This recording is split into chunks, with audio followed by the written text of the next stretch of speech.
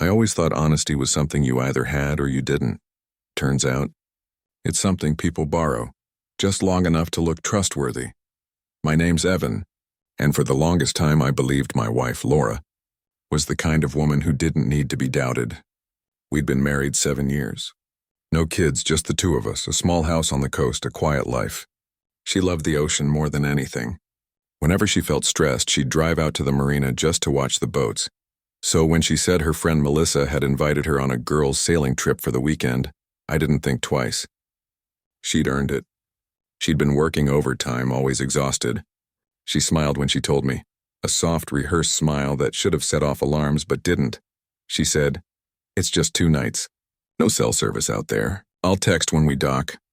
I kissed her forehead and told her to have fun. That was Friday morning. That night, though, I couldn't sleep. Not because I missed her. I was used to her being busy, but because the story didn't fit right. Melissa had moved to Chicago 6 months earlier. I remembered because we helped her pack. At 2 a.m., I opened Facebook and checked Melissa's profile. Her last post was a photo at O'Hare Airport, time-stamped just hours before Laura supposedly left for her trip. The caption read, "Can't wait to see my sister in Michigan." That was when I realized the girls' trip didn't exist. Now, I wasn't the type to explode or call screaming. I've seen men do that. It never ends well. I just sat there staring at the ceiling, feeling something inside me go quiet. That's the strange part about betrayal. It doesn't always roar. Sometimes it just whispers, "You knew." Saturday morning, I went down to the marina. Her car was there. So was a white sailboat named Serenity. The dockhand told me she'd left early the previous morning, with a tall guy, maybe 35.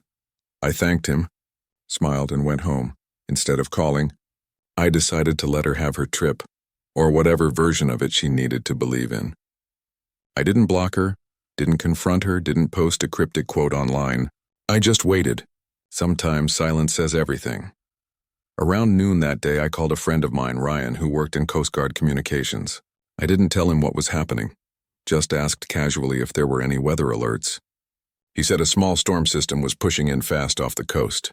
Nothing dangerous, he added, but it'll roughen the water. By sunset, the sky had turned slate gray.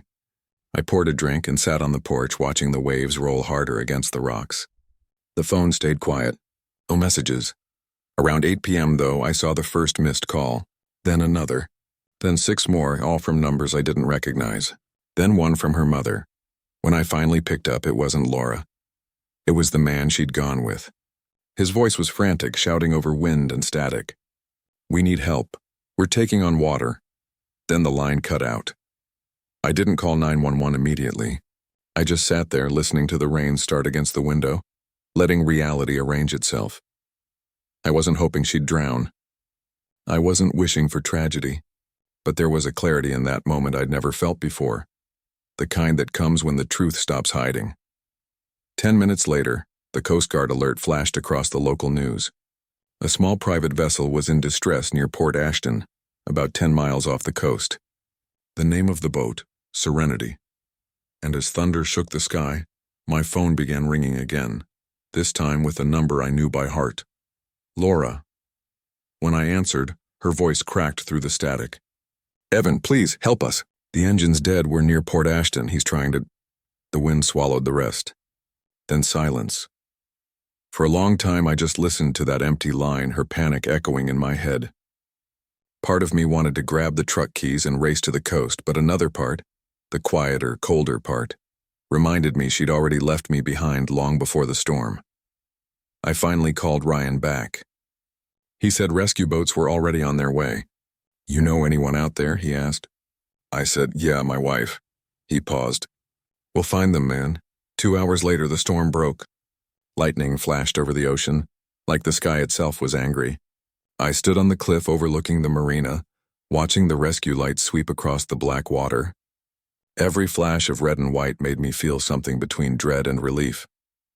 At 3 a.m., the Coast Guard confirmed it. They'd located the Serenity half-submerged, 5 miles off course. Both passengers rescued, alive, shaken but unharmed. When I got the text that she was at the hospital, I didn't go right away. I waited until morning. I wanted daylight, not to see her, but to see myself clearly. When I finally walked into that sterile white room, she looked small. Her hair was matted, her face pale, eyes swollen from crying. The man wasn't there. He'd signed himself out hours earlier. She looked up, and for a second, the old Laura flickered. The one who used to laugh at my stupid jokes, the one who'd trace circles on my hand when we watched movies. But then guilt buried it, she whispered. "I'm sorry." I said nothing. I just pulled up the chair beside her bed and sat down. After a long silence, she started talking. It came out in pieces. How she'd met him months ago through work. How the trip was supposed to be their first escape. How she told herself she deserved it because she felt unseen. I let her finish. Then I asked, "If the storm hadn't come, would you have told me?" She hesitated. That was the answer. People think betrayal is about someone choosing another person over you. It's not. It's about them choosing a lie over honesty. When she started crying again, I didn't comfort her. I just said, "You're alive. That's all that matters now." I stood up, took my ring off, and placed it on the bedside table. "When you get discharged, call your mother. She'll help you pack."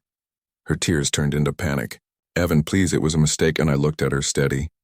No, the mistake was thinking I'd never find out. Then I walked out. The next few days were quiet. The ocean returned to calm, the way it always does after chaos. I went back to work, fixed the shed door that had been squeaking for months, started sleeping through the night again. Friends asked if I'd talk to her, if maybe we could work it out. I didn't say no out of anger. I said no because something inside me had already closed. Once respect dies, love just wanders around looking for a place to be buried. Weeks later, I heard she'd moved in with her sister. I never checked her social media again. But one morning while making coffee, I got a letter. No return address, just my name in her handwriting. Inside was a single page. I realized too late that the storm wasn't the punishment. Losing you was. I folded the letter, placed it in a drawer, and left it there. Not as a keepsake, but as proof that some truths eventually wash ashore, no matter how far someone tries to sail away from them. Sometimes I still walk down to the marina. The boats rock gently, ropes creaking against the wood. The air smells of salt and second chances. I don't think of her with hate anymore, just distance. What happened that night didn't destroy me. It clarified me. I learned that love built on trust can survive any storm, but a lie, even a small one, will sink the strongest ship. And every time the wind rises off the water, I remember how quickly everything can change. One lie, one wave, 1 hour, she lied about the trip. I let her sail, and within an hour her whole world was dialing my number.